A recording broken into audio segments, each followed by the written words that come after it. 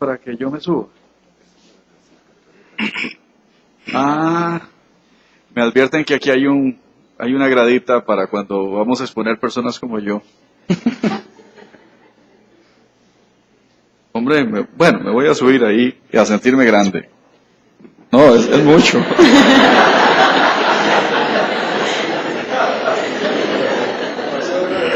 Demasiado. No, Dios guarde, se me contagian algunos de los altos, que no más grandes. Muy bien. 15 minutos cuentan a partir de ya. Voy a dar por sentado que el principio de no regresión existe. Voy a declararme confeso y absolutamente devoto del principio de no regresión. Tampoco voy a discutir su asiento en normativa constitucional e internacional. Bien, y ojalá quede claro esto para efecto de mis siguientes palabras, que podrían dar dudas sobre cuál es mi posición al respecto. Y la finalidad que voy a tener de inmediato es tratar de establecer algunos cuestionamientos, parámetros o contornos de lo que es el principio de regresión, de lo que no es, y algunos problemas que nos puede presentar. No porque no crea en él, ya lo que creo, acabo de decirlo. Bien. Y creo que nunca tan oportuna la exposición para lo que voy a decir, parecieran como que nos hubiésemos puesto de acuerdo, la del profesor Peña, con un artículo verdaderamente gratificante sobre el tema y que yo, por cierto, no podría alcanzar ese nivel. Primera pregunta. ¿Está prohibido reducir en forma negativa, alterar para denigrar, alterar para degradar? Bien. Pero la pregunta es, ¿qué es disminuir? Y ahí la cosa se nos complica, o se nos comienza a complicar un poquito, y esta va a ser la línea de mi exposición. ¿Qué es disminuir? ¿Hasta dónde podemos disminuir? ¿Cómo medir la reducción y cómo medir la transformación? Este es el tema. En otras palabras, ¿cuándo podemos afirmar que hubo una transformación del ordenamiento, de la jurisprudencia, de los precedentes o de los requisitos para efectos posteriores de hablar de regresión? Mire usted, hubo una regresión porque se disminuyeron los estándares de exigibilidad y normativos establecidos. Me parece genial el principio y tenemos que defenderlo a toda costa. Así voy a cerrar también. Pero quiero llamar la atención de que una cosa es pregonarlo y otra es aplicarlo. Otra cosa es distinguir y tenemos que afinar la punta del lápiz para determinar con claridad cuándo hay efectiva disminución.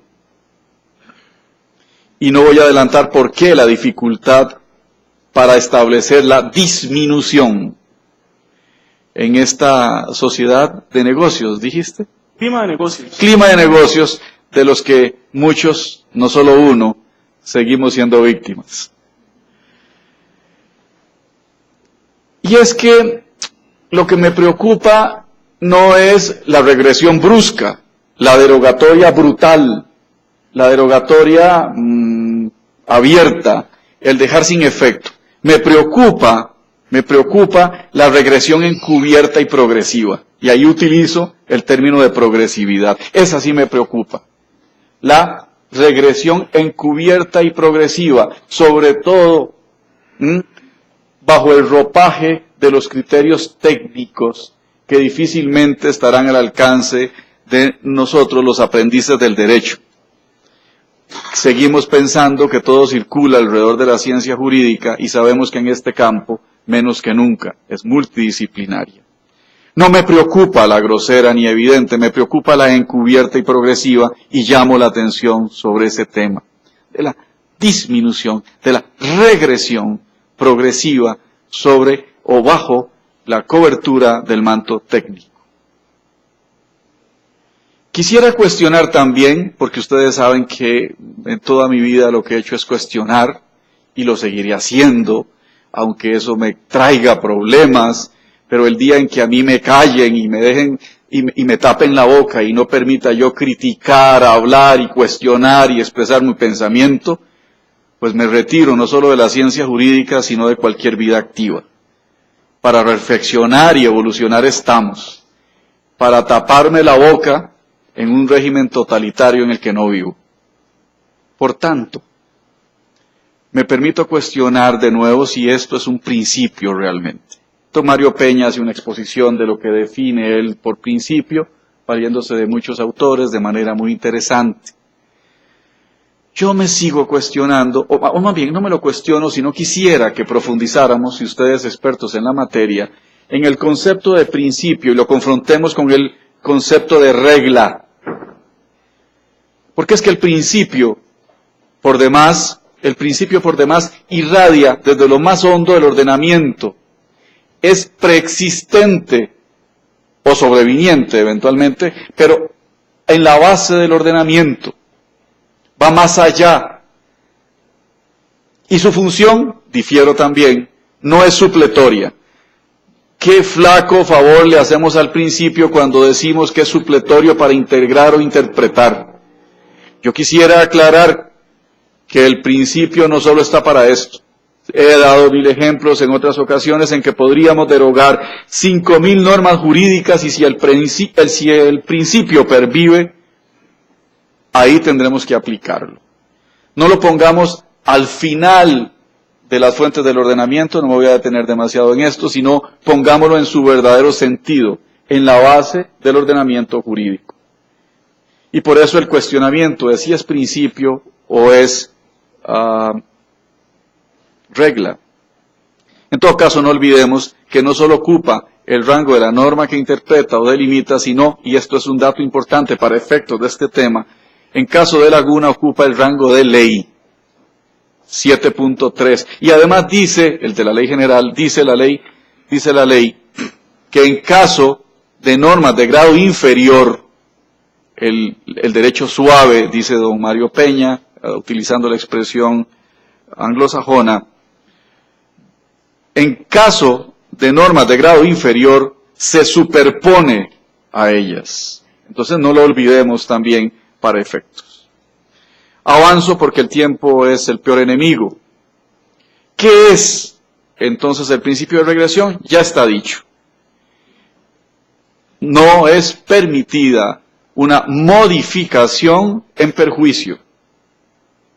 No es viable una alteración del ordenamiento, de los lineamientos jurisprudenciales o de los estándares establecidos para debilitarlos, achicarlos, adelgazarlos, en perjuicio en definitiva. Pero eso está dicho, lo que me interesa señalar es que no es.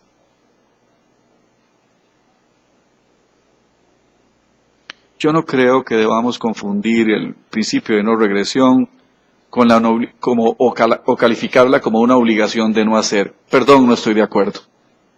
No constituye una obligación de no hacer. Es una limitante a la obligación de hacer, pero no es una obligación de no hacer. No lo es. Tampoco es la inaplicación de la norma, porque la norma existe. Esa sería una derogación singular o un irrespeto al ordenamiento jurídico, pero no llevemos el principio de no regresión, porque lo contaminamos, a la inaplicación de las normas jurídicas. Y por último, me interesa destacar que no cabe dentro del principio de no regresión la omisión legislativa o administrativa. No es regresión en sentido estricto. Ahí lo que habrá es inactividad antijurídica, omisión, indolencia, pero no regresión. Y me interesa, en este recuento de puntos, que no crean, va a ser más breve del usual, porque en realidad lo que venimos, o al menos mi función hoy es, ¿no?, de servir de telonero a estos dos señores expositores. Yo soy el telonero, ellos son los expositores de fondo. Así me lo hizo saber don Fernando Cruz cuando me dijo, yo cierro. Yo dije, usted de la Consti, fue mi profesor y es de mayor edad. Usted manda.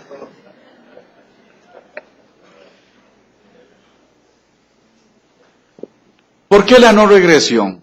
Esto sí me interesa, digo yo que podría ser un ínfimo aporte.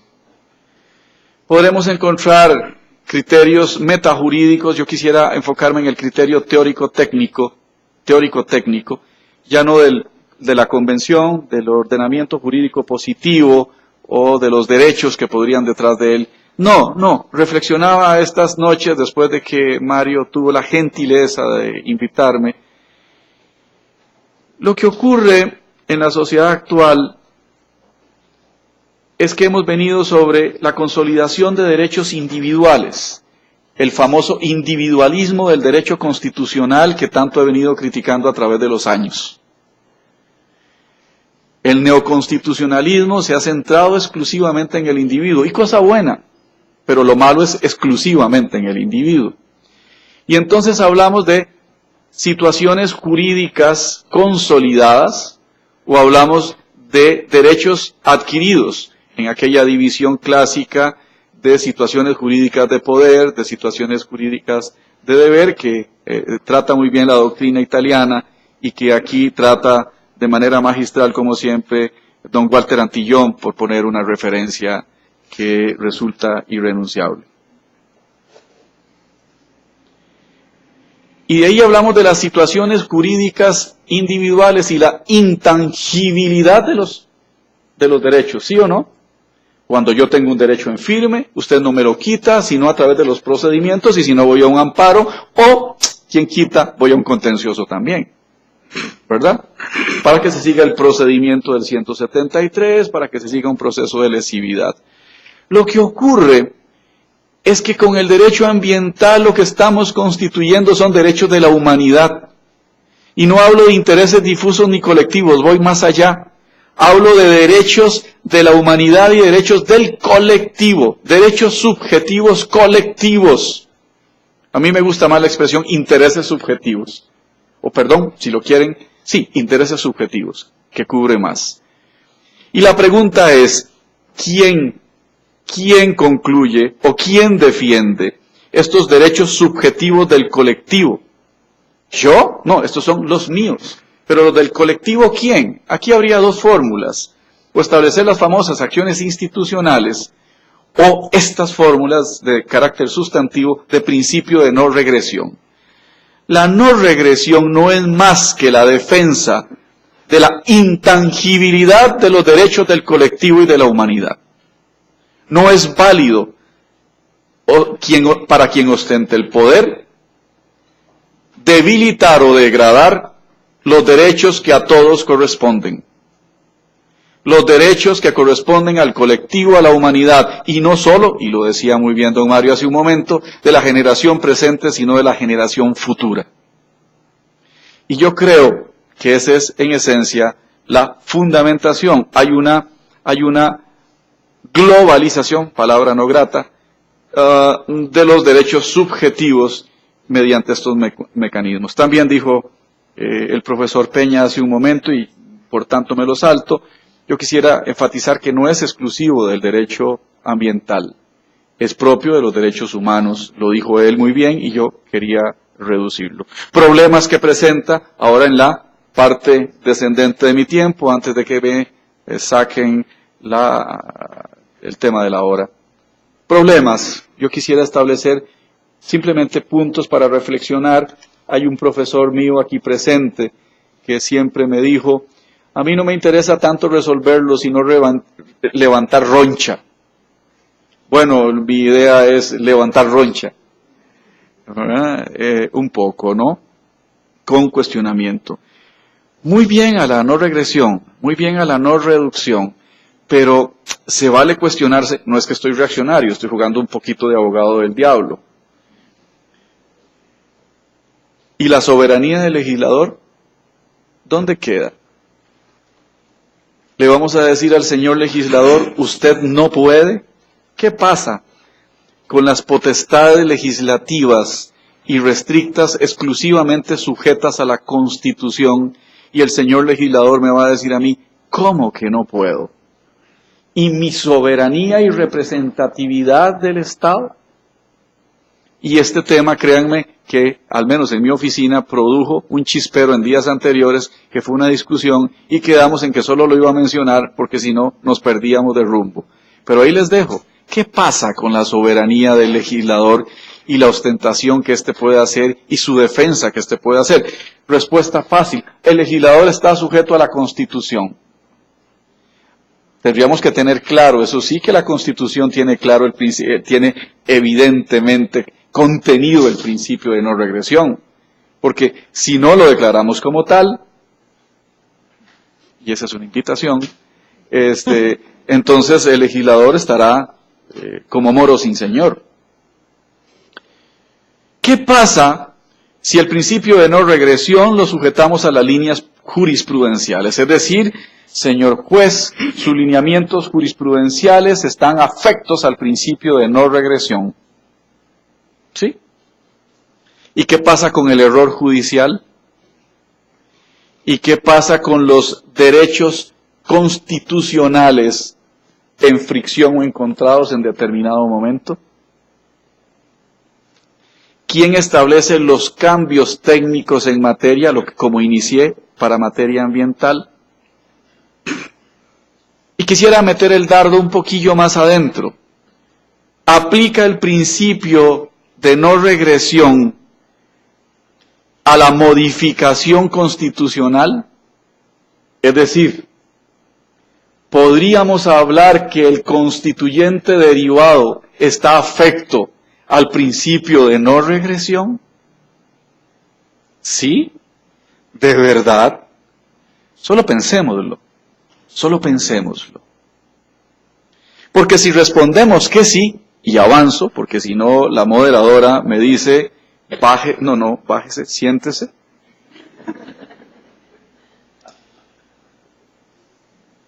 Yo tenía un amigo que siempre me hacía una broma dolorosa, por eso ya no es mi amigo. Me decía, Oscar, siempre estás sentado y cuando no hincado, yo siempre te veo hacia abajo. Era un poco grosero, pero bueno. Si decimos que el constituyente está afecto al principio de no regresión, porque dijimos, es un principio, mi querido señor Peña, lo dijimos, es un principio, y por tanto irradia todo el ordenamiento por encima de, a mí me da lástima cómo denigramos los pobres principios.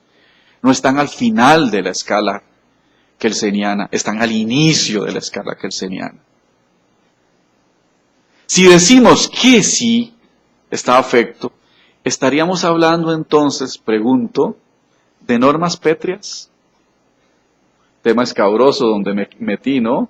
Ahora sí que, aquí sí que nos fregamos. ¿Normas pétreas? Estamos hablando de normas pétreas, pero quisiera destacar que si esa es la posición, que a mí no me disgustaría, eventualmente, estaríamos hablando, ojo, no de cualquier norma pétrea para superar la discusión con don Eduardo Ortiz, con quien sin duda alguna perdería siempre y siempre y siempre. Estas serían normas pétreas con una característica adicional, porque serían normas pétreas de carácter evolutivo y de ensanchamiento normativo posterior. Serían normas pétreas de carácter elástico, que conforme la evolución del estado de cosas obliga a una progresividad en el ordenamiento ambiental. Y por alcanzada esa progresividad, que ahí sí es evolutiva y por tanto elástica, no se vale echar atrás. Entonces estamos hablando de una norma pétrea, no rígida, no de piedra, sino de carácter evolutivo y de ensanchamiento normativo posterior. Yo quisiera llamar la atención de lo que estamos hablando y de las consecuencias de lo que estamos hablando. Es que, hombre, nos puede quedar muy fácil, hay un principio de regresión, viva el principio de regresión, nos montamos al principio de regresión, pero démosle, otra expresión de mi profesor, 3 vueltas de tuerca al tema. Eso es lo que estoy pretendiendo, 3 vueltas de vuelta al tema. Y voy cerrando con lo siguiente. En el minuto que me queda, creo que lo lograré. Hay un tema controvertido a propósito de la medición, y ahí como empiezo, voy cerrando. La medición de la modificación, la degeneración de la modificación. Y es que vamos a encontrarnos normalmente en esta materia con criterios de orden técnico, ¿sí o no? ¿Sí o no? Todo el seminario está lleno de actividades de orden técnico. ¿Y quién determina entonces la antijuricidad de esa discrecionalidad, que por ser técnica denominamos discrecionalidad técnica? En otras palabras, ¿quién determina la antijuricidad de la discrecionalidad técnica en materia ambiental? ¿El todopoderoso señor juez? ¿Peritum peritorum? Frase cada vez más reprochable y denigrable. Eso es una falacia. Y es una manifestación clara de la arrogancia del juzgador. ¿Quién dice que es perito de peritos? Eso es falso. Este tema del control de la discrecionalidad técnica para efectos de medir la degradación de las circunstancias otorgadas en un determinado momento, ese sí me gustaría venir a conversar otro día, 1 hora completa, sobre este sí. ¿Qué es la discrecionalidad técnica? Los mecanismos de control. Por ahí la doctrina se deja decir, no, y lo dice bien. Dejo una preguntilla. Mire, es que estará afecta a las reglas de la lógica, la ciencia y la conveniencia. 16 de la Ley General. Y ahí sí nos metemos en un camisón enorme, porque el juez es juez de juricidad, no de conveniencia y oportunidad. Y ahí nos enfrascamos en una discusión enorme. Las nuevas generaciones que ya se me enfrentan, a Dios gracias, dice, usted está equivocado. La conveniencia y la oportunidad es parámetro de juricidad. Bueno, la Sala Constitucional ha utilizado como camisa de sastre y como muletilla para todo ahora la razonabilidad o racionalidad. Al rato se confunden los dos términos. Y por ahí se mete donde le da la gana, cuando le da la gana y donde le da la gana. Pero bueno, y ese es otro tema. Eso lo dejamos para después. Termino diciendo que cuando se cita el tema del 40 de la ley forestal, hay una cosa muy interesante. Hay actos con refuerzo de ley. Eso es lo que establece el artículo 40. Qué interesante. Son actos administrativos con refuerzo de ley. Afecto por acto, desafecto por ley. No aplica el paralelismo de las formas, porque hay actos con refuerzo de la ley. Me salto un capítulo que traía de las manifestaciones procesales del principio de no regresión, porque ahí está el principio. El tema es qué efectos procesales y cómo reclamo, y entonces los derechos reaccionales frente al principio de no regresión. Ese será un capítulo diferente. Termino diciendo, para satisfacción de todos, yo creo que aparte del derecho ambiental, fuera del derecho ambiental, como una afirmación genérica, me atrevo a decir lo siguiente.